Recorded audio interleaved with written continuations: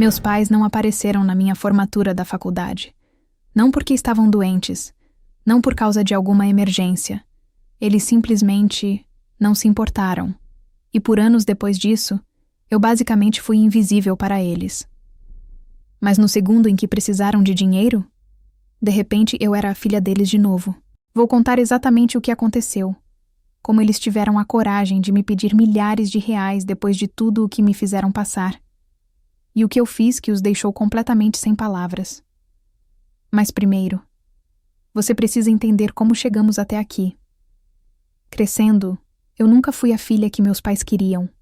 Tenho um irmão mais velho, Ryan, e desde o momento em que consigo me lembrar das coisas, sempre ficou óbvio quem era o favorito.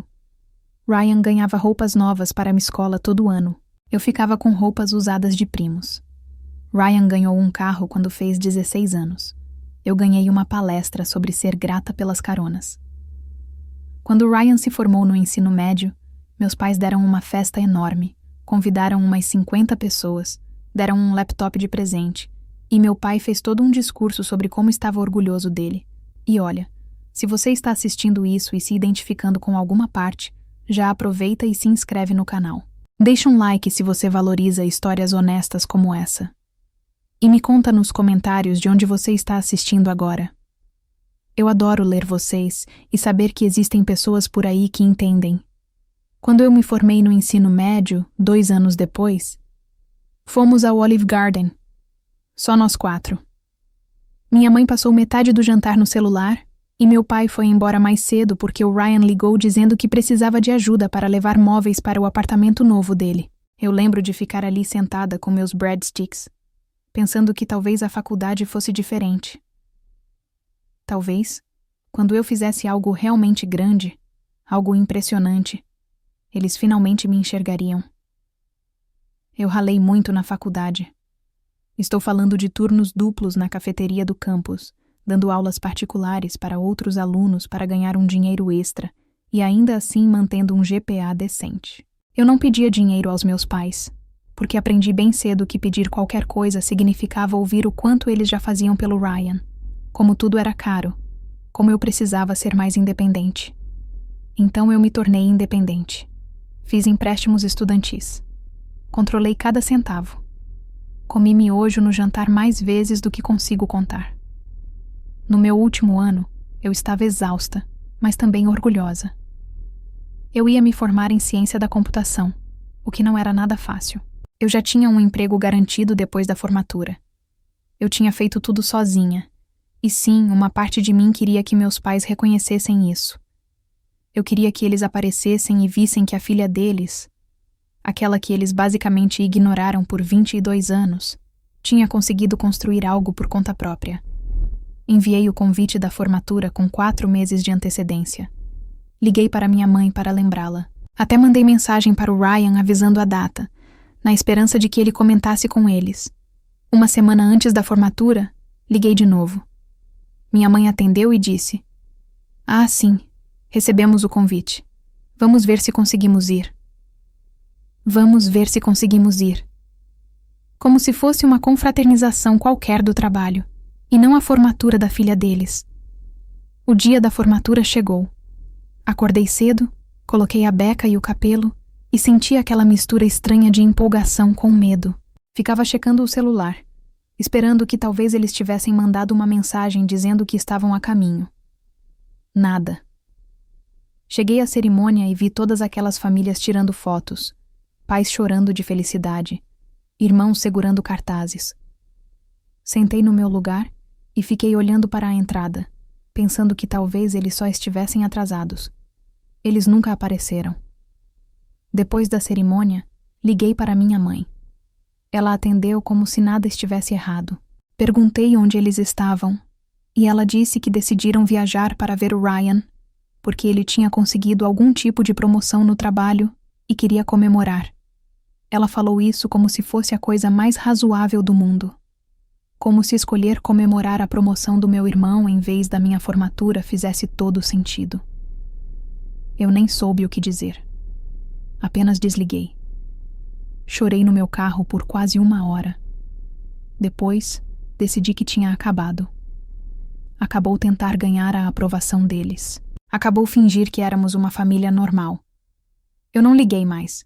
Não mandei mensagens. Bloqueei os números deles e os removi das minhas redes sociais. Se eles queriam fingir que eu não existia, então tudo bem. Eu faria o mesmo. Por 3 anos, não ouvi absolutamente nada deles. Nem no meu aniversário, nem nos feriados. Nada. E, sinceramente, minha vida melhorou. Foquei na minha carreira. Fiz amigos de verdade, que realmente se importavam comigo. Comecei terapia e trabalhei muita dor que eu carregava há anos. Mudei para outra cidade, consegui um emprego melhor e comecei a construir uma vida que não envolvia esperar que meus pais me notassem. Comecei a namorar alguém que realmente me valorizava. Adotei um gato. Decorei meu apartamento exatamente do jeito que eu queria. Viajei com amigos e postei fotos sem me preocupar se minha família veria ou se importaria. Pela primeira vez na minha vida, eu me senti livre.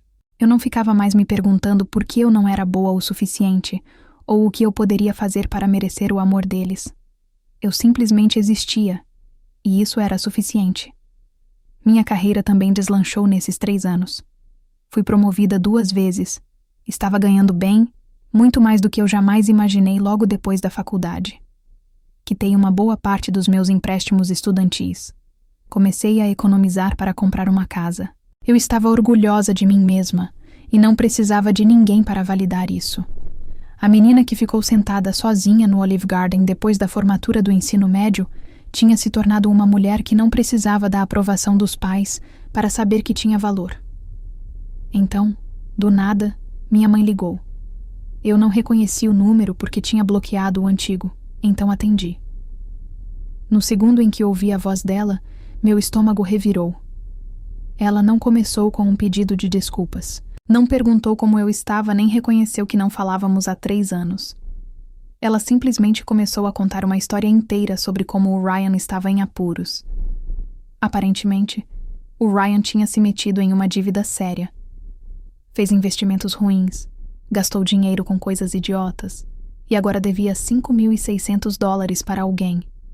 E por algum motivo, meus pais não conseguiam cobrir isso. Minha mãe disse que eles já tinham esgotado as economias ajudando ele antes. E agora estavam recorrendo a mim. Ela falou isso de forma tão casual, como se fosse óbvio que eu ajudaria. Como se fôssemos uma família unida que se ajuda. Eu fiquei tão chocada que não disse nada por alguns segundos. Depois perguntei se ela estava falando sério. Ela disse que sim, completamente séria, e que o Ryan realmente precisava desse dinheiro ou estaria em ainda mais problemas. Perguntei por que ela achava que eu daria um único centavo depois de tudo o que aconteceu. Foi aí que o tom dela mudou. Ela ficou defensiva, disse que eu estava sendo egoísta, disse que família ajuda família, disse que eu claramente tinha dinheiro, se tinha me mudado para outra cidade e tinha um bom emprego. Eu ri. Não um riso feliz, mas aquele riso que sai quando algo é tão absurdo que você nem consegue processar. Eu disse a ela que ela e meu pai faltaram à minha formatura da faculdade para comemorar a promoção do Ryan. Disse que por 3 anos nenhum deles entrou em contato comigo uma única vez. Disse que eu não devia nada a ela, ao meu pai ou ao Ryan. Ela tentou me interromper, mas eu continuei.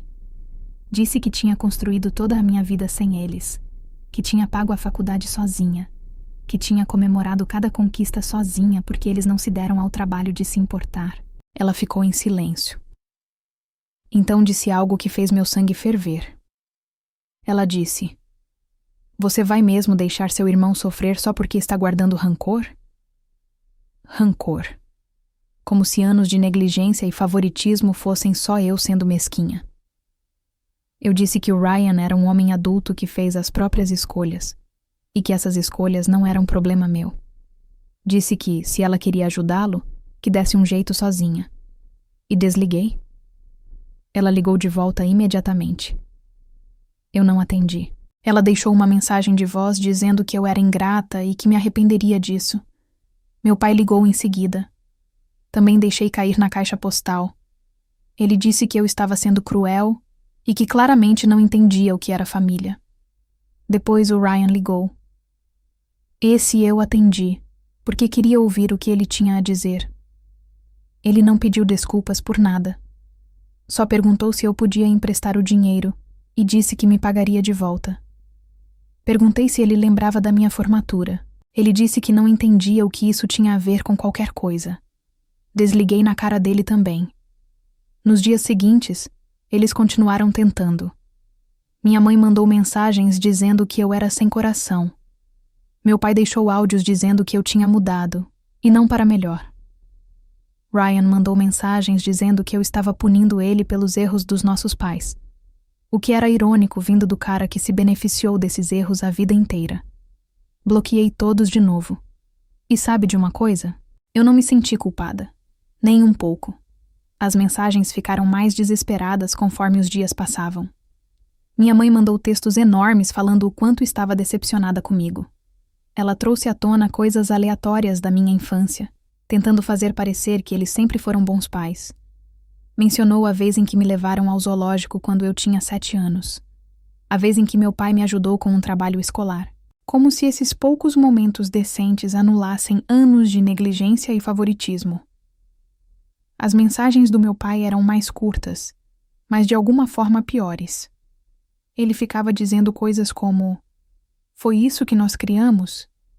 E nunca pensei que você se tornaria assim." Como se eu fosse o problema. Como se eu tivesse falhado com eles. Era tão distorcido que eu quase não conseguia acreditar. Eles me ignoraram a vida inteira. Faltaram a um dos dias mais importantes da minha vida. Sumiram por 3 anos. E agora eu era a vilã por não entregar milhares de dólares. Ryan tentou uma abordagem diferente.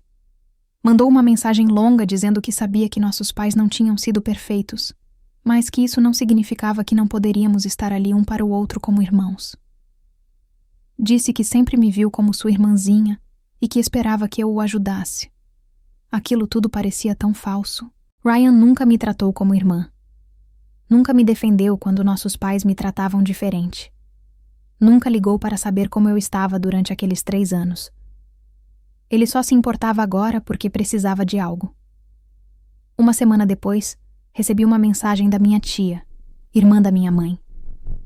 Ela disse que tinha ouvido falar do que aconteceu e queria saber como eu estava.